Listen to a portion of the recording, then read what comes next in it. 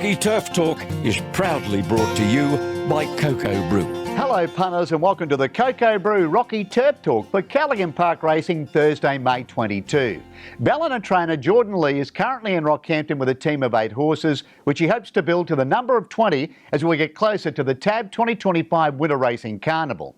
He's got 3 runners on Thursday to analyse their chances. We caught up with a border hopping trainer from the Northern Rivers earlier today.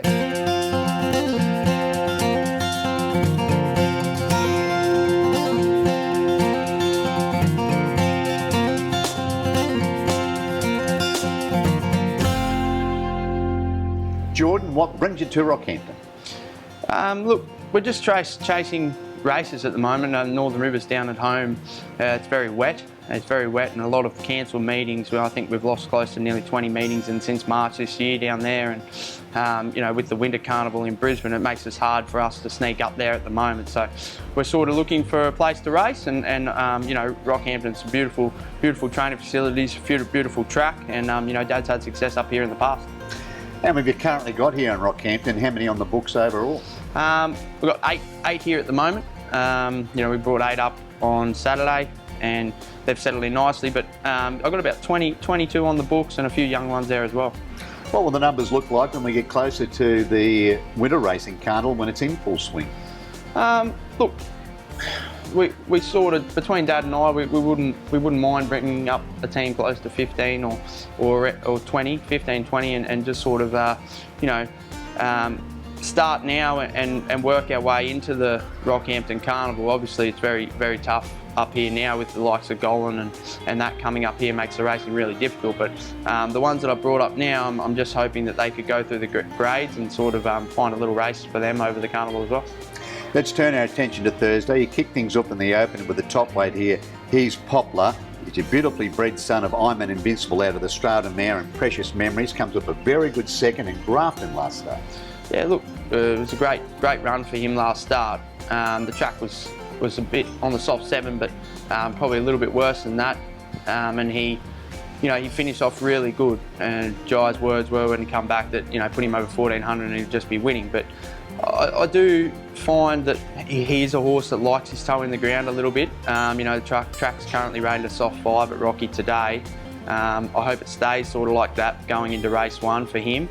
But look, it was a good run last start, and I think there's a nice race up here for him as well. Corey Sutherland rides, takes the 2 off. The 60 now comes down to the 58 kgs. Where does he map in the run? Well, look, he's drawn a little bit tricky from gate 8, but he'll appreciate getting back to 58 kilos. He's not a very big horse, but he carried 59 last start in the $50,000 Super Maiden at Grafton. So I think dropping back to 58 kilos, he should map just to get off the pace a little bit, hopefully slot in somewhere one off, and the beautiful 600 metre long straight here at Rocky should suit him. Then to race 3, the top weight again here in Immortality. Corey Sutherland to ride. He's had the 15 racetrack appearances for a win and 5 minor placings. Down the track last start at Doomba, but previous to that he looked pretty sharp in the Ballina and Grafton barrier trials. Yeah, look, his trials were good. I was happy with his work up to and including those trials. We just sort of missed a little bit of work with the rain and stuff like that, and I was a little bit soft on him going into the Brisbane race, but CJ come back and said, look, he did not handle the cut in the track at Doomben there that day. It was very shifty. They patched it a lot, and from memory, the rail was out 10 metres. And she said, go home, put a line straight through this run because he did not feel like he wanted to be on that going at all. So hopefully coming up here on a few drier surfaces, I think he'll, you'll see a big improvement. Where does he fit in a run in a race like this? Look, he's drawn gate 4. I haven't done a massive amount of speed work on that race, but I think from gate 4 he can sort of posse up, one off or just behind the leaders and be there around crunch time. Then to race 6, you've got the 7 here in Per Capita. Comeback jockey Chris Whiteley to ride. 15 starts, 2 wins, 4 minor placings. Closed off nicely at Warwick last start, beaten only 3 lengths. Yeah, look, I thought he would have gone through the grades a little bit sooner. He just, we sort of had him on a country championship path down home when he won his first start. We took him to town in a class 3 for 1400 and he only got beat 3 lengths behind Fukabana, who come out and won it at Benchmark 85 in town. on Dubin 10,000 Day. But look, his runs have been good. He might be one of the two that might just need a little bit of cut in the track. But you know, I think coming back to a senior rider like Chris Whiteley, who knows the track very well, you know, I think he can find find a race for him up here. Well, can you give the punters a lead? What's the best? Well, look, you'd have to say he's popular in that type of race, would be. I'm a little bit concerned about the cut in the track.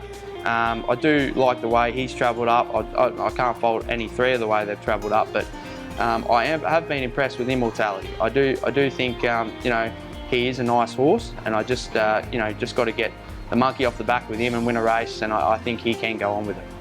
Well, good luck on Thursday, the upcoming Winter Racing Carnival, and thanks for joining us on RTT today. No worries, thank you very much. Hi, this is John Tapp, and when you're in Rockhampton for the races, Cocoa Brew is your one-stop shop. With a wide range of craft beers and cocktails, the restaurant has a succulent menu and the best steaks in town. The boardroom and whiskey lounge will cater for your private function. Accommodation, they've got you covered with boutique apartments on site at a 4.5-star rating. And for coffee and food on the run, head straight to Cocoa Brew Express. When next in town, let the crew from Cocoa Brew look after you.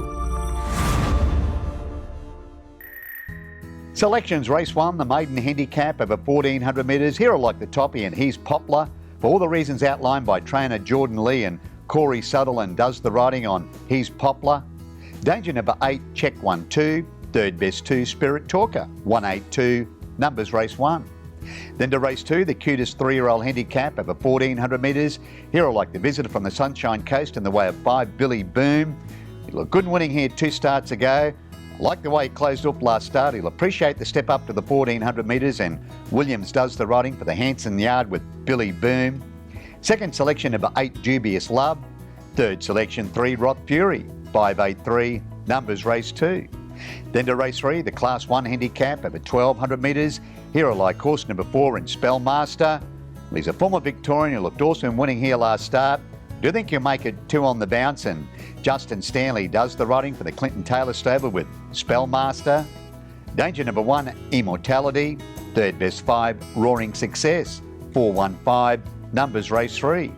Then to race 4, this starts the quaddie, the benchmark 70 handicap over 1100 metres. Here are like horse number 4 in Obligated.